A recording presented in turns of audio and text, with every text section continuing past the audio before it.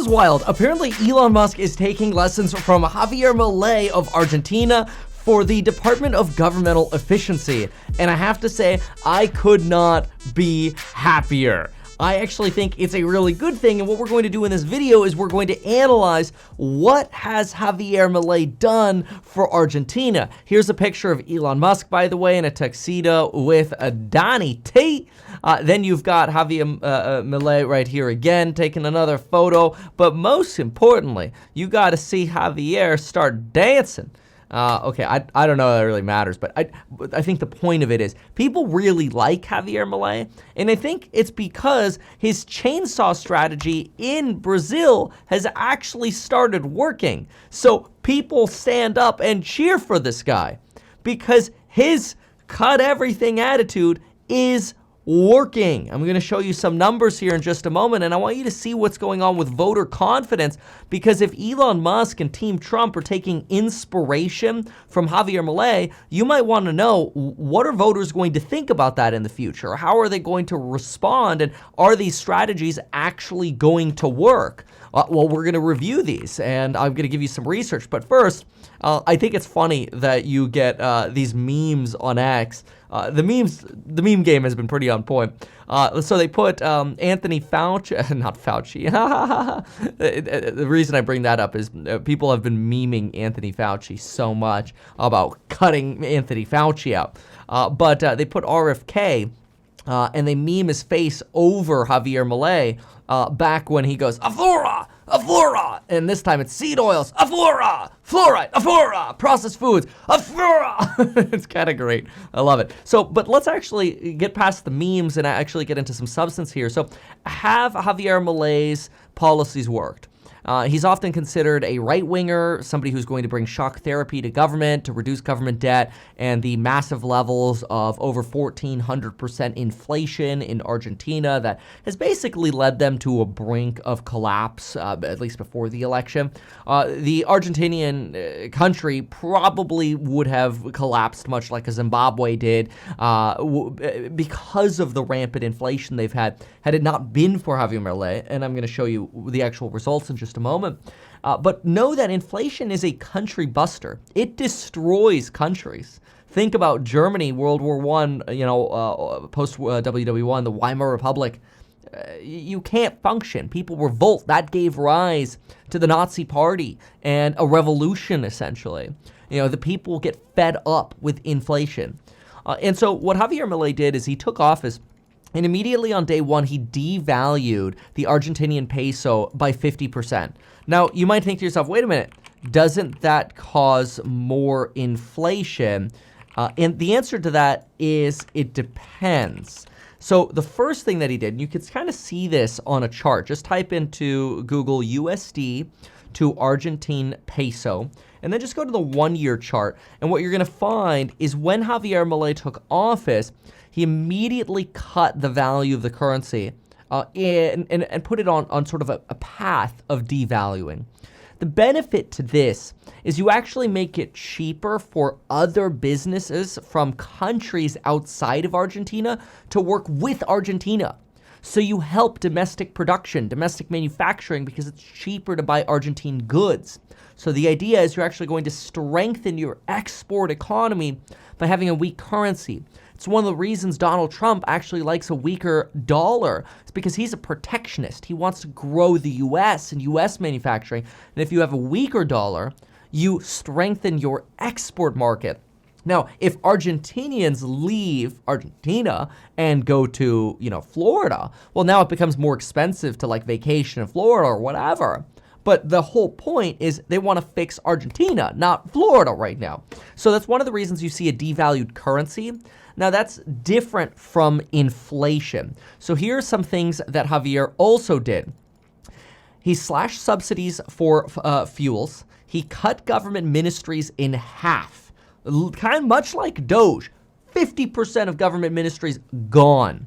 He literally swung the country from a $120 billion, I'm using dollars here, debt, annual sort of budget deficit, right? So let me write that, budget deficit of $120 billion to a surplus of $264.9 billion. Javier Milei then went on to have a surplus in January, February, March, and April of this year, and the trend is continuing. So they are actually making money again because they've cut so much government spending. In the first 8 months in total of 2024, they had a surplus, a budget surplus of 1.5% of GDP. Remember, this all used to be negative. They have reduced public spending by 30%. And while they still have work to do on inflation, inflation is actually starting to plummet. Now look on screen here. Inflation has been plummeting since December of 2023, which is when Javier Milei took office. Now obviously you're comparing in 2024 to higher levels in 2023, so you do get a little bit of an easier win on inflation because you're comparing to high comps year over year, but the month-over-month rate is plummeting. In fact, in October, it came in at 2.7%, below expectations.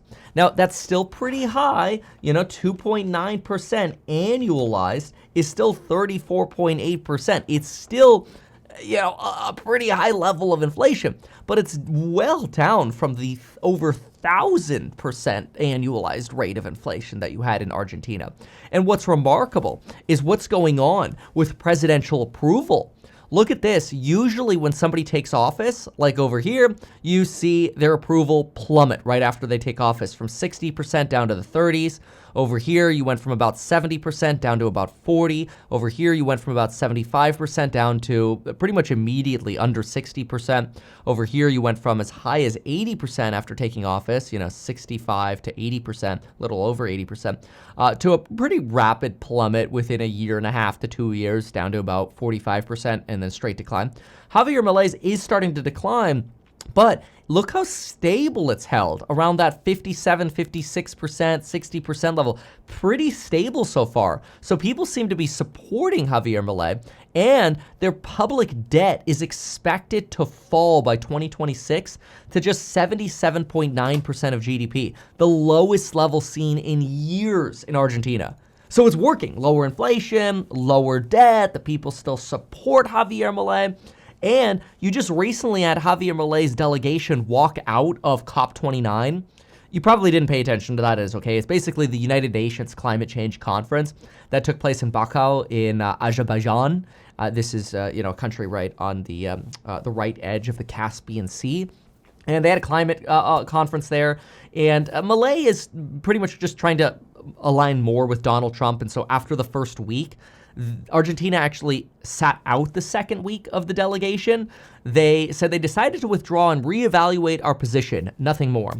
Keep in mind that a lot of this has to do with countries supporting the Paris Climate Accords and lowering emissions and supporting green energy and otherwise. And Javier Milei has previously told the UN that they are just a body trying to impose an ideological agenda, and he calls it a woke body without realistic expectations. And so as a result, I think they're trying to send this signal that we are leaving, this COP29 conference. We might leave the Paris Climate Accord in alignment with Donald Trump. Oh, and by the way, now we're going to go hang out with Donald Trump at Mar-a-Lago, which basically happened right afterwards. Over at Mar-a-Lago, Milei mentioned that today we have the winds of freedom blowing much stronger, and suggested that proof is positive that the forces of heaven are on our side, and that Donald Trump has made the greatest political comeback in history, defying the political establishment, even at the risk of his own life. They've also been talking to Elon Musk, and Elon Musk has been talking to the finance minister about how to potentially deregulate the U.S. economy. So you've actually got support for Javier Milei in Argentina. People cheer Javier Milei on the internet, which I know is a microcosm of obviously the world, but it can be reflective of sentiment. But I think it's because the proof is in the pudding. The numbers are actually good. He's actually doing what he said he was going to do, and it's working. So I hope and pray for Argentina that it keeps working, but it does give you a potential look into, what the Musk camp and Doge might do for America.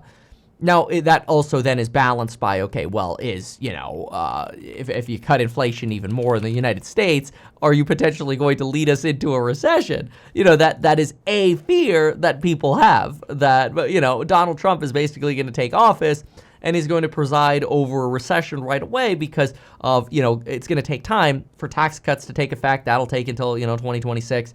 Even if they pass something in 2025, the actual economic effect might not be noticed until later. And then, of course, you're going to be in this regulatory environment where you look and go, okay, well, cut regulation, cut jobs.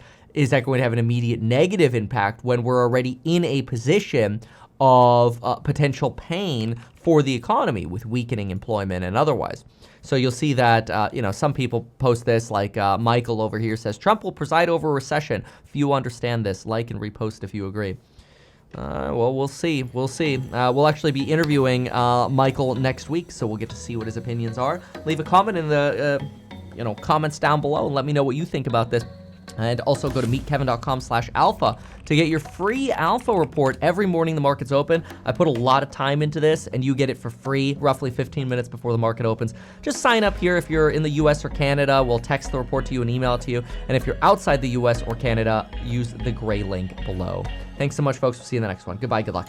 Why not advertise these things that you told us here? I feel like nobody else knows about this. We'll try a little advertising and see how it goes. Congratulations, man. You have done so much. People love you. People look up to you. Kevin Paffrath there, financial analyst and YouTuber. Meet Kevin. Always great to get your take.